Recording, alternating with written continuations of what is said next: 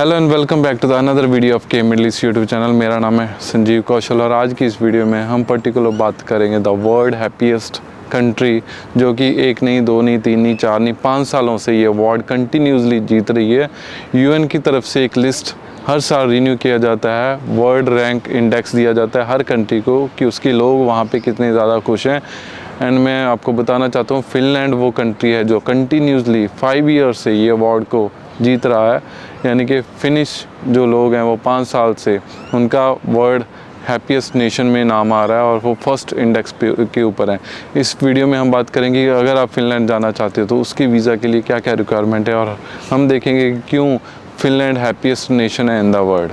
तो अगर हम पहले उसकी जियोग्राफिकल एरिया की बात करें तो वो स्कैंडिनेवियन कंट्री है फिनलैंड, जो कि नॉर्दर्न यूरोपियन के अंदर आती है। उसकी नेबरिंग कंट्री की हम बात करें तो फिनलैंड अपने बॉर्डर शेयर करता है स्वीडन से। एक साइड में स्वीडन है, रशिया है और दूसरी साइड में उसकी नॉर्वे है।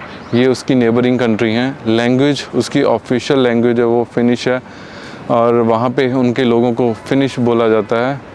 उसकी कैपिटल सिटी है हेलसिंकी, जिसमें 50% ऑफ ओवरऑल पॉपुलेशन यानी कि 5.5 मिलियन का ओवरऑल पॉपुलेशन उसकी कैपिटल सिटी के अंदर रहता है। और बहुत सारी ऐसी छोटी मोटी और भी सिटीज़ हैं और बाकी लोग रिमोट एरिया को प्रेफर करते हैं बिकॉज़ ये कंट्री फुल ऑफ नेचर है, इसलिए इसको हैप्पीएस्ट इंडेक्स भी माना जाता है। अगर हम फॉरेस्ट की बात करें, जंगल वहाँ पे 74% है, ओवरऑल एरिया का 74% अभी भी नेचुरल रिसोर्सेज से फुल है और जंगल से फुल है।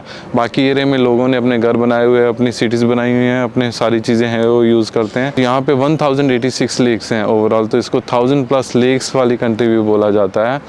तो ये है उसका जियोग्राफिकल स्ट्रक्चर जो है हमने आपको बताया है।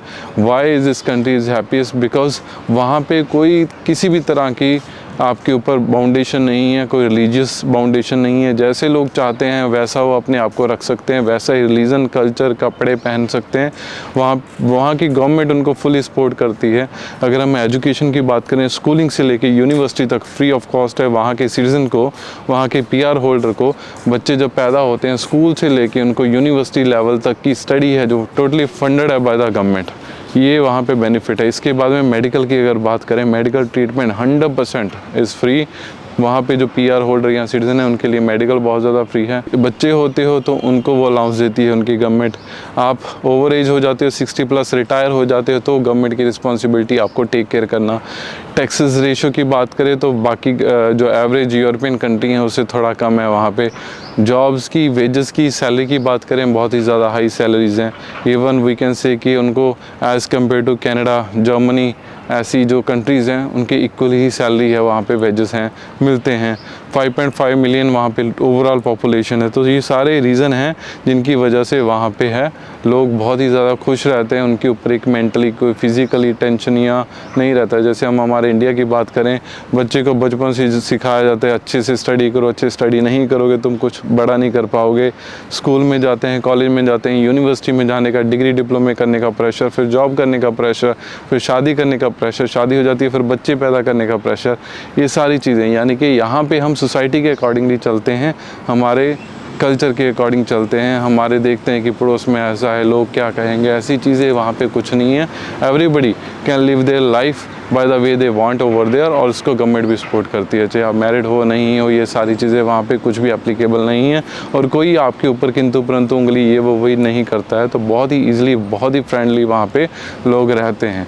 वेदर की अगर हम बात करें तो वहाँ पे ठंडा वेदर रहता है थ्रू आउट द ईयर, काफ़ी ठंडा रहता है। और जो पीक सीज़न है वहाँ पे समर सीज़न, जो घूमने के लिए जिधर स्नो नहीं है या बहुत ही ज़्यादा ठंडा नहीं है, आप शॉर्ट्स पहन के या कम कपड़े पहन के एक्सप्लोर कर सकते हो पूरी की पूरी कंट्री। वो है जून से लेके अगस्त तक का, ये 3 महीने, जून, जुलाई, अगस्त।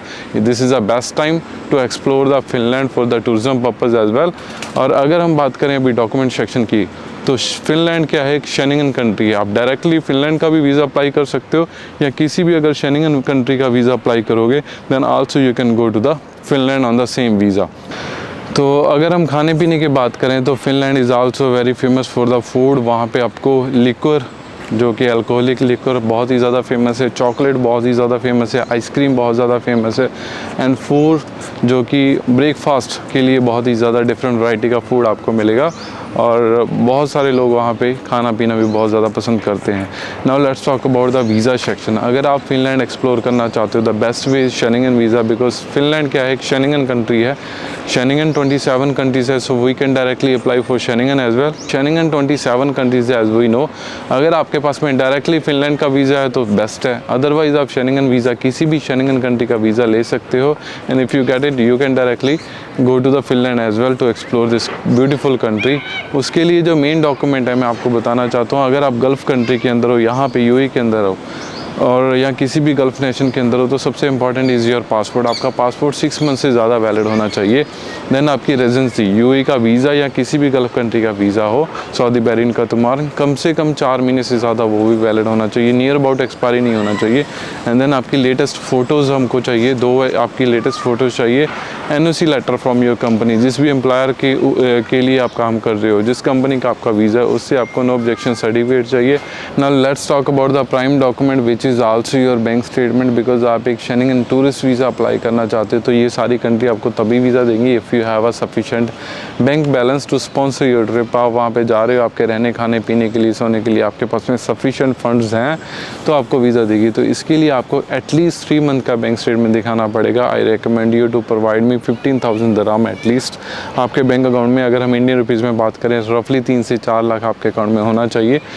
तो ये है आपका मेन डॉक्यूमेंट्स। वैक्सीन आपका कोई ना कोई वैक्सीन आपका कोविड-19 का वो भी आपका लगा होना चाहिए, चाहे वो किसी भी कंट्री से है।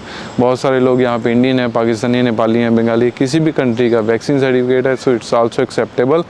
ये आपके प्राइमरी डॉक्यूमेंट है। उसके बाद में आप अपनी सोशल टाइज़ को शो करने के लिए यहाँ पे आपकी होम कंट्री में एडिशनल डॉक्यूमेंट जो भी हैं वो आप दिखा सकते हो।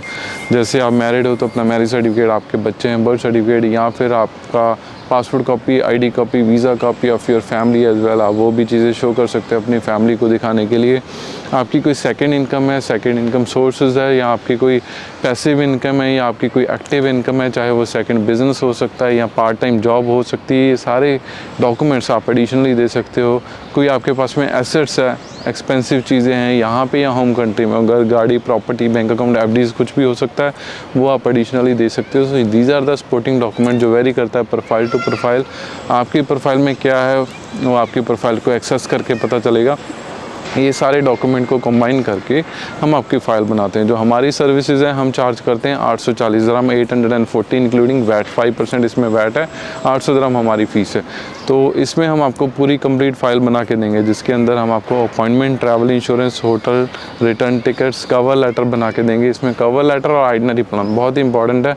अगर आप खुद भी ये काम कर रहे हो तो अच्छे से कवर लेटर बनाओ, और आपका itinerary plan, day wise itinerary plan होना चाहिए ईच डे के हिसाब से, कि पहले दिन आप किधर जाओगे, फिर कहाँ जाओगे, फिर कैसे जाओगे, क्या क्या करोगे। तो आपका जो प्लान है it should be proper maintained, और आपका एक प्रॉपर अच्छे से जस्टिफिकेशन वाला आपका कवर लेटर चाहिए। देन आपका ट्रैवल इंश्योरेंस होना चाहिए, जिसकी मिनिमम वर्थ होनी चाहिए 30,000 यूरो। 30,000 यूरो से अब आप कुछ एन नंबर तक भी एक्सपेंसेस वाला ट्रैवल इंश्योरेंस ले सकते हो। ट्रैवल इंश्योरेंस का डेट्स मैच करना चाहिए आपके ट्रैवलिंग डेट्स के ऊपर। ये बहुत बड़ी प्रॉब्लम है, बहुत सारे लोग रैंडमली ट्रैवल इंश्योरेंस ले लेते हैं, 1 महीने का, 15 दिनों का, 2 महीने का, 1 साल का। ऐसा नहीं होना चाहिए। उसमें आपका रिटर्न आने का, जाने का ट्रैवल प्लान का प्रॉपर डेट मेंशन होना चाहिए। ये सारी चीज़ें इक्वली इंपॉर्टेंट है इस चीज़ के लिए आपका। तो रिटर्न टिकट्स आपको दिखाना है, आने जाने का टिकट्स आपको दिखाना है, और अकोमोडेशन के लिए अगर आपका उधर कोई फैमिली फ्रेंड है तो वो स्पॉन्सर या इन्विटेशन देगा। अदरवाइज़ आपको प्रॉपर होटल बुक करना है। डमी होटल नहीं होना चाहिए, आपका रिजर्व एटलीस्ट होटल होना चाहिए वहाँ पे।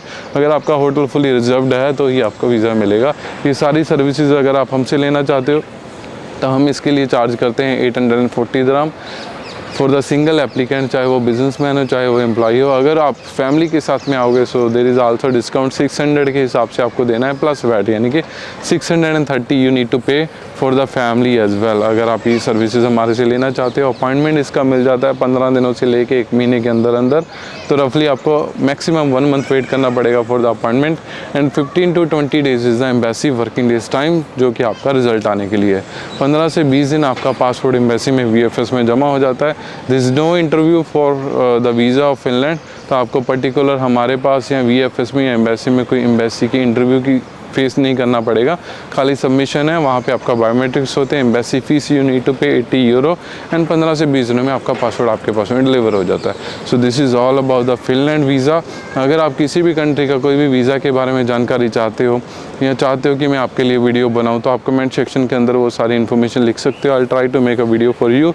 ये वीडियो अच्छा लगे इसको लाइक करो, शेयर करो, ताकि सारे के सारे बंदे इस वीडियो का प्रॉपर एक इन्फॉर्मेशन ले सकें, इसकी इन्फॉर्मेशन देख सकें। Thank you to watch this video.